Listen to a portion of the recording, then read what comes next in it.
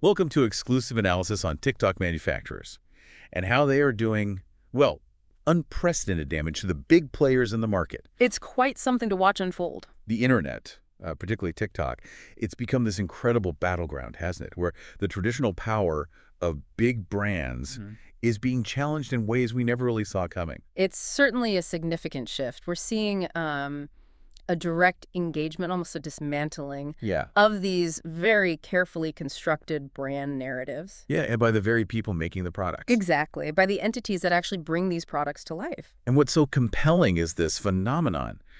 Chinese manufacturers, the same ones who've been, quietly producing goods for so many famous Western brands for years, they're now stepping into the spotlight themselves, directly connecting with consumers through these, viral TikTok videos. It really flips the traditional power dynamic. Yeah. For years, the consumer's view of a product basically began and ended with the brand name. Now, the manufacturers are providing a backstage pass, revealing the origins, the processes involved. Exactly. And these aren't the sort of faceless factories we might have pictured, years ago.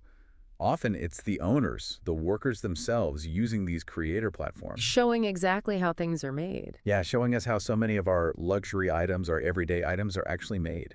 And in doing that, they're exposing some pretty surprising cost markups Oh, definitely. and really forcing us to rethink the perceived value we've attached to those big brand names. It's a remarkable move towards transparency, isn't it? Leveraging the immediacy, the reach of TikTok to demystify what was, frankly, a very opaque supply chain. So the unprecedented damage we mentioned, it's not just about finding cheaper alternatives. It's these manufacturers directly exposing the process, the costs behind famous brands. That fundamentally alters how we perceive value. And it seems fueled in large part by a desire to cut out the middlemen. That seems to be a huge part of it, right? Yeah. To essentially say to consumers, look, we're making the same quality goods here. Why not get them directly from us? Often at a significantly lower price point. Often at a fraction of the price. Right. Okay, let's unpack this. Starting with this whole idea of the manufacturing creator. Right.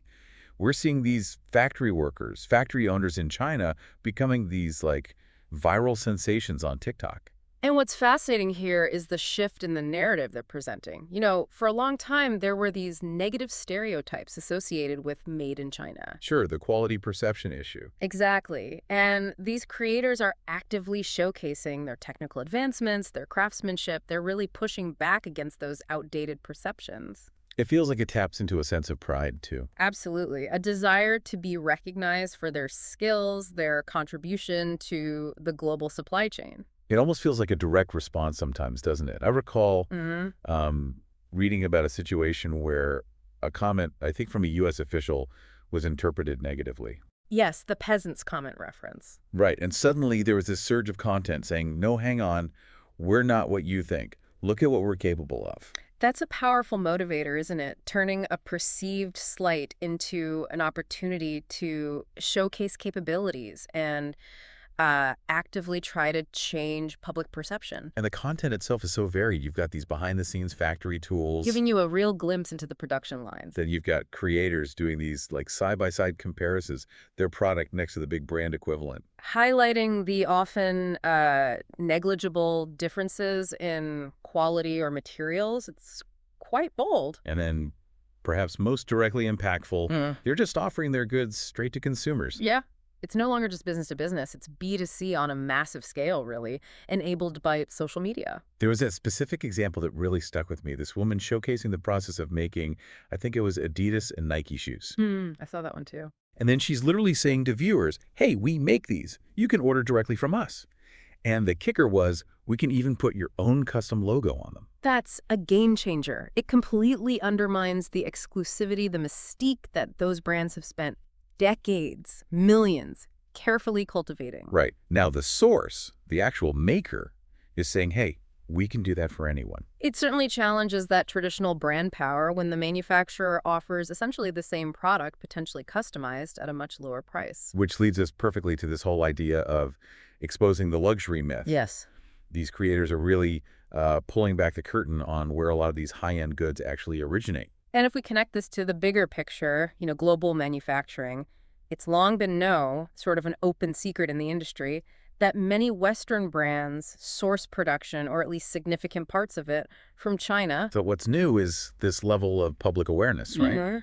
Driven by the manufacturers themselves directly to the consumer via TikTok. And they're highlighting this practice, this thing where brands take partially finished goods from China, maybe add a few finishing touches in Europe or America. Right, the final assembly or stitching. Just enough to legally slap on that made in Italy or made in France label. Leveraging those geographical associations with quality, with luxury, even if the bulk of the actual manufacturing happened elsewhere. I saw a statistic somewhere. Over 80% of luxury bags are actually made in China. That's staggering. It is staggering, and yet you rarely see brands openly acknowledging that. It's a closely guarded aspect of their operations. Designed to maintain that premium image, justify the high price points. It's a deliberate strategy, cultivating an image of exclusivity, superior craftsmanship, often obscuring the real manufacturing origin. And the cost discrepancies they're revealing, just eye-opening. Like the example of Lululemon-style leggings costing maybe $5 or $6 to make. And then the really wild one, an Hermes bag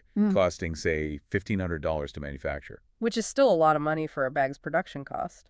Right. But then selling for, what, $38,000? Those kinds of numbers really expose the enormous profit margins. Margins built largely on brand perception, marketing, heritage. Rather than necessarily vastly superior raw materials or fundamentally different manufacturing processes compared to what these direct sources offer. Exactly. These manufacturers are now bringing that disparity directly to light, forcing a reevaluation of, well, what is brand value? There was this interesting point made about brand whitewashing versus brainwashing. Can you break that down a little? Sure. The idea of brand whitewashing, in this context, it refers to how brands emphasize their European or American roots, their design studios there. To create that aura of exclusivity and higher value. Right. Deliberately downplaying the Chinese manufacturing aspect. Brainwashing, as the source used it, might suggest a deeper, more ingrained belief, maybe subconscious, in the inherent superiority of Western-made goods. A belief these manufacturers are now actively challenging. Very actively, by showcasing their capabilities and revealing the true origins of many well-known products. And it ties into the accessibility, doesn't it, of these foo-foo designer items on platforms like AliExpress or DHgate. It does. The suggestion being that the quality is often surprisingly comparable to the real thing, further blurring those lines for consumers. Precisely. If the manufacturing base is the same or very similar, then the difference often boils down to branding, marketing, those final touches, maybe stricter final QC on the brand's part, but maybe not always. These direct-from-manufacturer sources are basically offering a peek behind that branding curtain. Suggesting the emperor might not be wearing quite as many clothes as we thought. Okay, so the next logical step here is how these manufacturers are actually circumventing the traditional middleman. They're not just showing us the secrets, they're offering an alternative path. That's the real power shift, isn't it? By going directly to consumers, often through social media or these newer sourcing platforms. They're bypassing the traditional retail channels, the distributors, all those layers that add cost. It's a fundamental disruption of the established supply chain model. And the message to, say, American consumers seems pretty clear. Hey, you can get the same quality you're used to. Just by buying directly from the people who actually make it. It's a direct challenge. Why pay that premium for the brand name, for multiple layers of markups, when you can go straight to the source? It really forces consumers to ask, where does the real value lie for me? Is it in the logo and the marketing story? Or is it purely in the quality of the manufactured product itself? And it sounds like there's even a shift away from platforms like Alibaba, which historically, were the main gateway for sourcing from China. Yeah, there's a sense that even Alibaba, while still huge, represents a level of intermediation. Another middleman, in a way. Adding their own markups or fees? Right. So these TikTok creators and the specific sourcing websites they're promoting, they represent an even more direct connection, straight to the actual factories sometimes. Further compressing that supply chain. Exactly. And the source we looked at even provided a list of these alternative sourcing websites, like VIPMRO.com, SQW.com, and several others. It's like they're explicitly saying, forget the big platforms that add costs. Come straight here. That's a significant development. It kind of democratizes access, doesn't it? It potentially does. It empowers smaller businesses, maybe even individual consumers or creators, to access manufacturing capabilities directly, perhaps leveling the playing field a bit. Now let's talk about the impact of Tariffs and these broader geopolitical factors. Yeah. It seems like the trade war might have had some unexpected consequences here. Indeed. While the intention of tariffs might have been, to protect domestic industries or influence trade balances, Right. one of the unintended outcomes seems to be this acceleration of the direct-to-consumer movement from Chinese manufacturers. It's fascinating. So, what's the connection? Well, the idea being that instead of just absorbing the tariff costs or passing them entirely onto the importing company or consumer, Hmm. these manufacturers are using this moment, this added cost pressure, as an opportunity to expose those existing large profit margins held by the brands. Okay. So it's like saying, look how much these brands were already making on these goods. Hmm. Even with these new tariffs, there's still a huge markup baked in. Exactly. It's a form of, let's say, strategic transparency. Using the tariffs as a backdrop to highlight the price discrepancies between their manufacturing cost and the final retail price consumers pay in the West. That's clever. It was interesting to hear about the exemptions on tariffs for certain goods, smartphones, TVs, chips. Yes, those were notable exceptions. The source suggested that lobbying from major tech companies like Apple might be behind that. That's certainly a plausible explanation. Those are sectors with immense economic weight and significant political influence. The complexities of international trade often involve these kinds of nuances. Where specific industries get different treatment for various economic or political reasons. Precisely. And then there's China's response, offering things like 10-day visa-free entry for citizens of some countries and VAT refunds for foreign shoppers. Yes, those are significant moves. It seems like a very deliberate strategy to encourage direct purchasing, doesn't it? It feels like a strategic countermove by making it easier, more financially attractive for foreigners to just go to China and buy goods directly. They're further incentivizing this bypassing of traditional import-export and retail channels. It's a proactive way to maintain their export market, maybe offset some negative impacts of tariffs by encouraging that direct engagement. Absolutely. Okay, can you quickly clarify the difference between those VAT refunds and the tariffs, just so we're super clear? Sure. Think of VAT value-added tax as basically a sales tax you pay inside China when you buy something. The refund program gives that tax back to eligible foreign tourists when they leave the country with the goods. Okay, like any sales tax back at the airport. Sort of, yeah. Tariffs, on the other hand, are taxes imposed by the importing country, like the U.S., on goods when they enter that country. Got it. So there are two distinct things. One is an internal sales tax refund from China.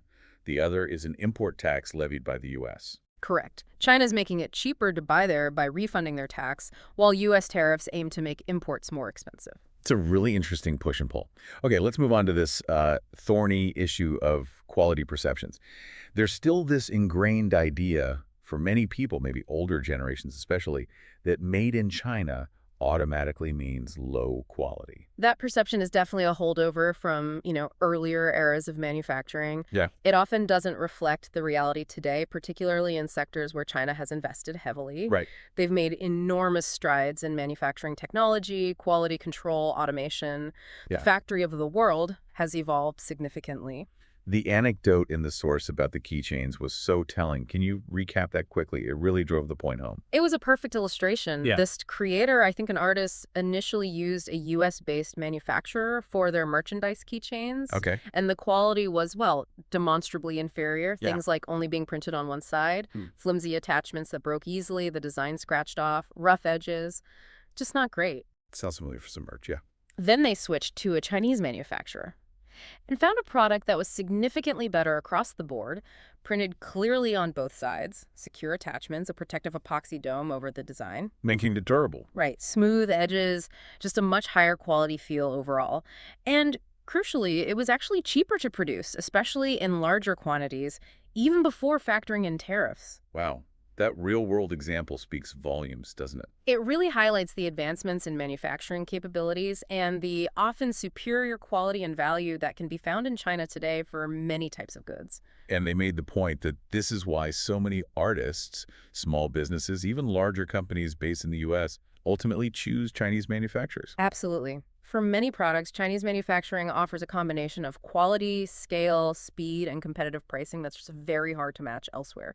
It challenges those long-held assumptions based purely on country of origin. And it connects to this broader narrative the source touched on about China perhaps being more technologically advanced than perceived in certain areas. Right. They mentioned things like, really advanced train stations, high-speed rail. Right. It's about recognizing the rapid advancements and massive investments China has made in infrastructure and technology across many different sectors, not just low-cost manufacturing. The factory of the world is also becoming an innovation hub in many respects.